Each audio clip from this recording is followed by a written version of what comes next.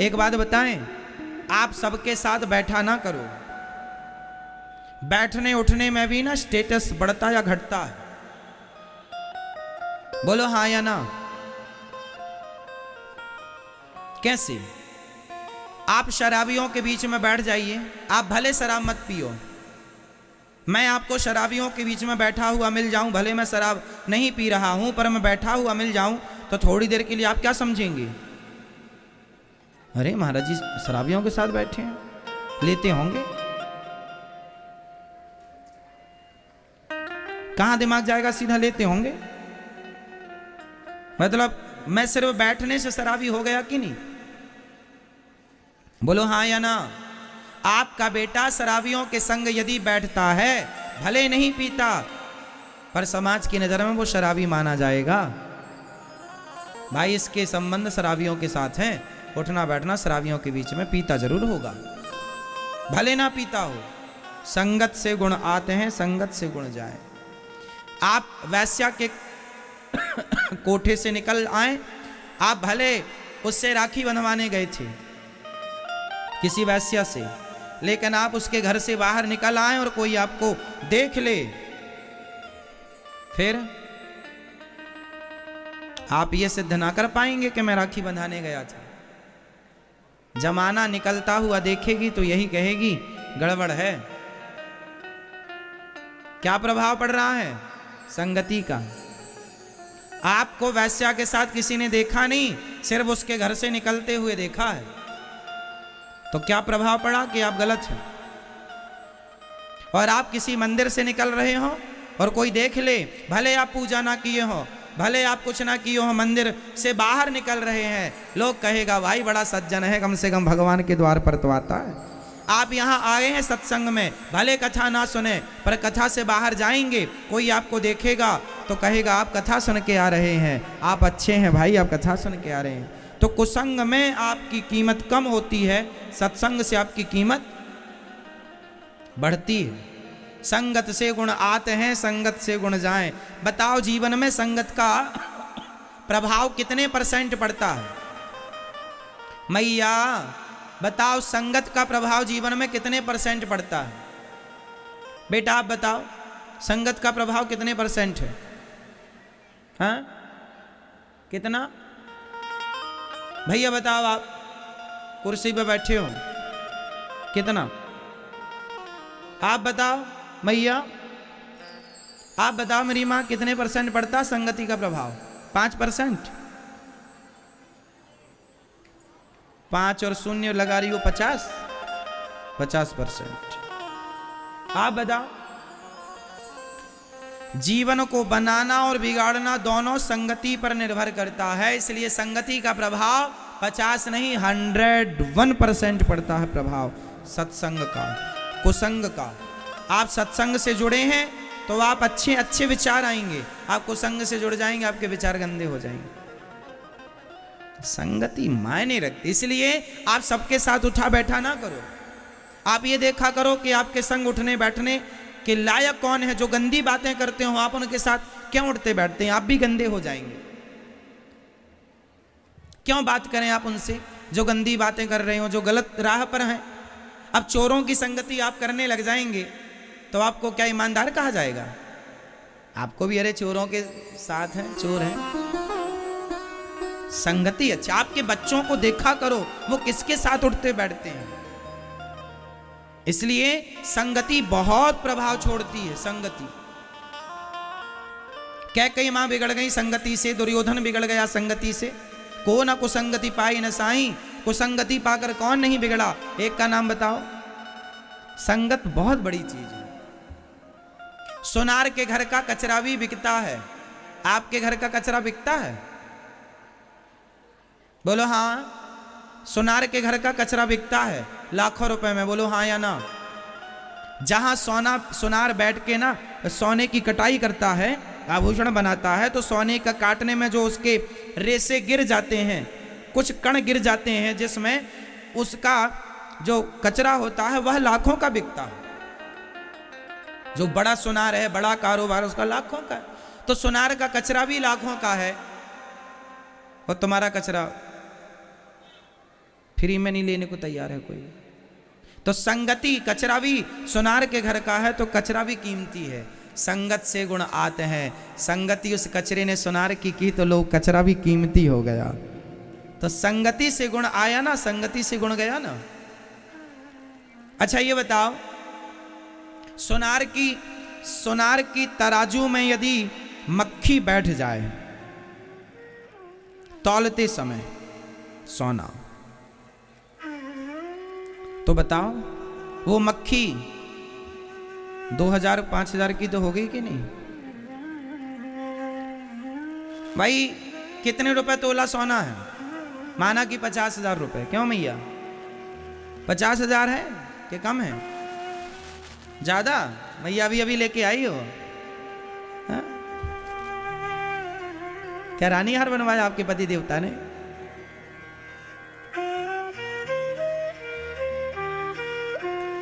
तो सोना माना कि 50,000 रुपए तोला है। यदि 1 ग्राम की मक्खी हुई, माना कि मक्खी अच्छे खाते पीते घर की हुई, 1 ग्राम की हुई, तो 1 ग्राम मक्खी 50,000 के हिसाब से कितने की हो गई? है ना? 5,000 की हो गई? होगी मेरी माँ? और यदि आधा ग्राम की मक्खी हुई तो 2500 की तो हुई। तो मक्खी यदि सुनार की तराजू में बैठ गई तो वह 2500 की हो गई, कीमत उसकी बढ़ गई।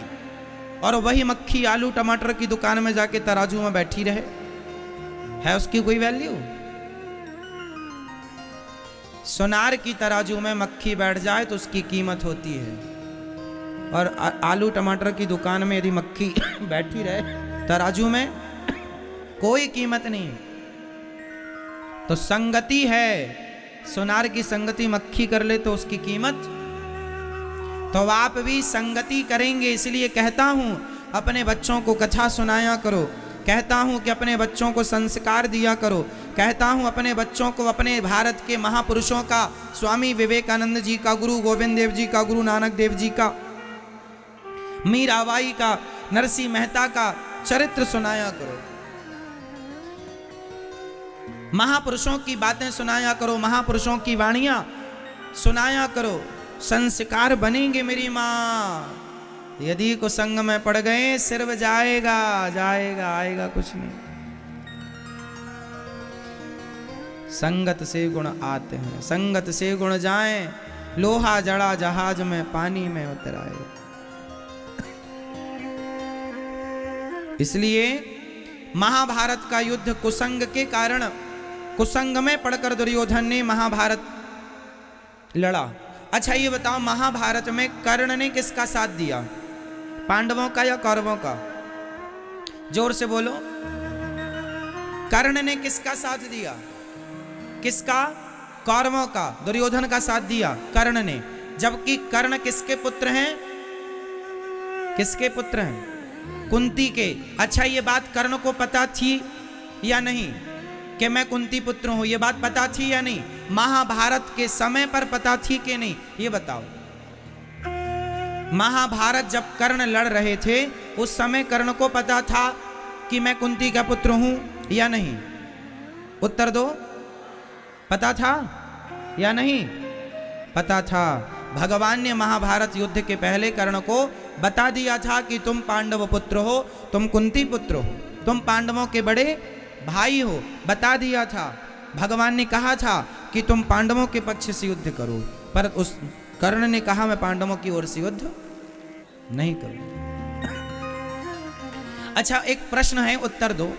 कर्ण ने कौरवों के पक्ष से युद्ध करके सही किया कि गलत किया? उत्तर दो। कर्ण ने कौरवों के पक्ष से दुर्योधन का साथ देकर कर्ण ने सही किया या गलत किया? आप उत्तर दो। सही किया? आप बताओ। सही किया? आप बताओ। कर्ण ने सही किया दुर्योधन का साथ देकर या गलत किया? सही किया? आप बताओ। आप बताओ। सही किया? आप बताओ। आप बताओ। सही किया या गलत किया? आप बताओ। पीछे वाली मैया, मैया, ओ जाने वाली मैया, बताए जाओ मेरी माँ। कर्ण ने सही किया कि गलत किया कौरवों का साथ देकर? बताओ मैया भैया पीछे वाले बताओ, कर्ण ने सही किया या गलत किया? हाँ, लगभग अधिक लोग कह रहे हैं कर्ण ने सही किया। तो जो आदमी भरी सभा में किसी नारी के कपड़े उतारता हो, उस नारी को निर्वस्त्र करना चाहता हो, उस आदमी का साथ देना सही है? आप लोग कैसे न्याय करता है? यदि आप जज होते तो क्या न्याय करते?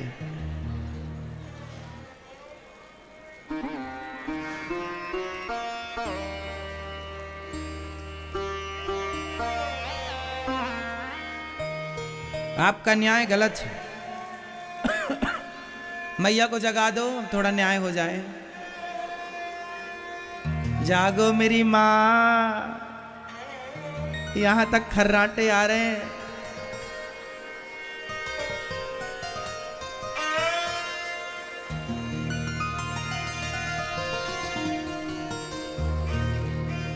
देखो आप किस हिसाब से कह रहे हैं, मैं आपकी भावनाओं को समझ रहा हूं। आप ये कहना चाह रहे हैं कि कर्ण ने अपनी दोस्ती निभाई है, कर्ण ने अपनी मित्रता निभाई है। आप इस हिसाब से कह रहे हैं कि कर्ण सही है दुर्योधन का साथ देकर। परंतु आपको यहां भी एक विचार करना चाहिए। अच्छा बताओ, दोस्ती का मतलब क्या होता है? मेरा दोस्त गलत कर रहा हो और मैं उसके गलत में साथ दूं, क्या ये दोस्ती है? या मेरा दोस्त गलत जा रहा है तो मैं उसका हाथ पकड़ के वापस ले आऊं, मेरे मित्र तू मेरा दोस्त है, मैं तेरे साथ गलत नहीं होने दूंगा, तू गलत मत कर, मैं तेरे सही में साथ हूं, मैं तेरे गलत का साथी नहीं हूं। तो जब भरी सभा में द्रौपदी की साड़ी खिंच रही थी तो कर्ण जैसे दोस्तों को ये नहीं कहना चाहिए था मित्र ये गलत है। चलो तुमने पांडवों को जीत लिया है, चलो माना कि तुम्हारी दासी बन गई है द्रौपदी, तो दासी बन गई है तो दासी का मतलब ये तो नहीं कि तुम उसको कपड़े उतार के नंगा कर दो समाज में। क्या ये बात दुर्योधन को नहीं कर्ण को नहीं कहनी चाहिए थी? बोलो हाँ या ना? क्या अपने मित्र को गलत रास्ते से आपको नहीं रोकना चाहिए? क्या उसे सही मार्गदर्शन आपको नहीं देना चाहिए? सिर्फ आप उसके मित्र हैं इसलिए क्योंकि उसने आपको वंग देश का राजा बना दिया, आपके दोस्त ने आपको कहीं का राजा बना दिया, तो आप उसके एहसान तले दब गए। माना कि दब गए, आप उसका साथ दें, माना कि पर फिर भी गलत करेगा तो आप क्या उसका साथ इसलिए देंगे कि इसने हमें राजा बनाया था? अरे तो समाधान तो यह था कि भाई साहब अपना राज्य ले ले, मैं तेरे गलत में साथ नहीं दूंगा, तू मुझे राजा बनाकर और गलत करेगा और ये उम्मीद करेगा कि मैं गलत का साथ दूं। ये कैसा न्याय है? ये कैसी दोस्ती है? यदि इसका नाम दोस्ती है तो फिर आज दोस्त गलत करे तो दोस्त साथ दे, तो वो सही कैसे हो सकता है? किस हिसाब से सही हो सकता है? भरी सभा में कर्ण ने कहा था कि द्रौपदी तेरे 5 पति हैं, छठा मुझे बना ले, जैसे 5 वैसे ही 6। क्या ये बात कर्ण जैसे महापुरुषों के मुंह से शोभा देती है? बोलो, शोभा देती है साहब? आप कह रहे हैं कर्ण ने सही किया, मतलब आप ये कह रहे हैं कि जो भरी सभा में एक नारी के कपड़े उतारता है उसका साथ देना सही है।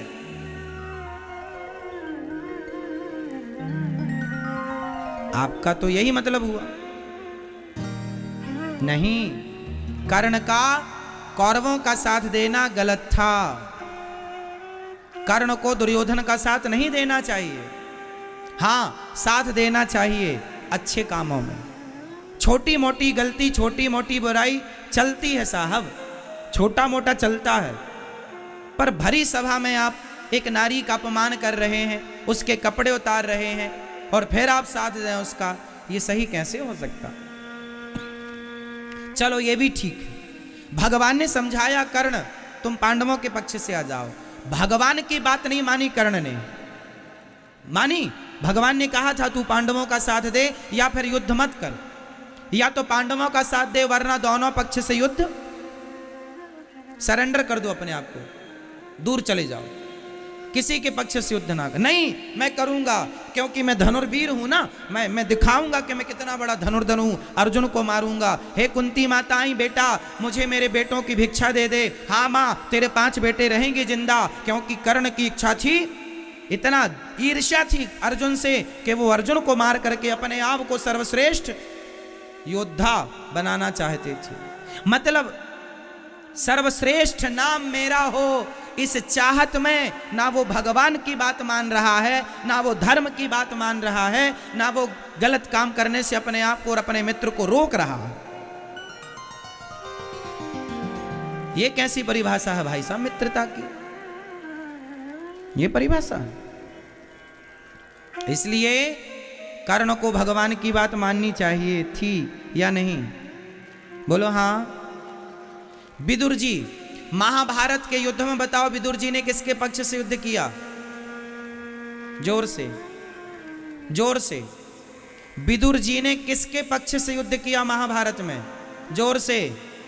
किसी के पक्ष से नहीं। विदुर जी को पता था दोनों अपने हैं, दोनों अपने हैं, इसलिए किनारा पकड़ लिया विदुर जी ने। कर्ण को भी यही करना चाहिए था, दोनों पक्ष से। इसलिए जब पितामह भीष्म सेनापति बने ना, तो भीष्म पितामह ने कहा था जब तक मैं सेनापति हूं कर्ण युद्ध नहीं करेगा। आपको पता है 10 दिन तक कर्ण युद्ध से वंचित रहा। जैसे ही भीष्म पितामह को बाणों की सैया पर लेटे, उसके बाद गुरु द्रोणाचार्य जी को सेनापति नियुक्त किया दुर्योधन ने, तब फिर कर्ण को साथ में लिया दुर्योधन के दबाव पर। और जब गुरुजी गए तो कर्ण को सेनापति नियुक्त किया गया। मतलब कर्ण अच्छे आदमी हैं, कर्ण दानवीरों में श्रेष्ठ दानवीर हैं। कर्ण जैसा दानी न भूतो न भविष्यति, कर्ण जैसा दानी कोई नहीं है। पर कर्ण जी से जो गलतियां हुई हैं वो गलतियां आपसे ना हो। गलतियां क्या हो गई? एक बात बताएं, कर्ण की ये कथा ये शिक्षा देती है कि जीवन में कभी किसी के एहसान तले दबना मत।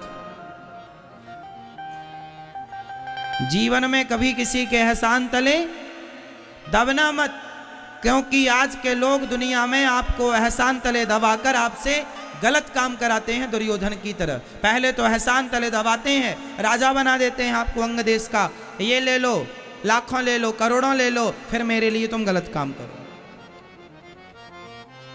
क्योंकि अब आप तो ले चुके हैं, तो जैसा कहेगा करना पड़ेगा। पर ये गलत है। इसलिए कहता हूं, मेहनत का कमाओ, मेहनत का खाओ। धन्ना सेठ बनने की चाहत में किसी के एहसानों तले दब मत जाना, नहीं कल को वो जैसा कहेगा नाचना पड़ेगा आपको।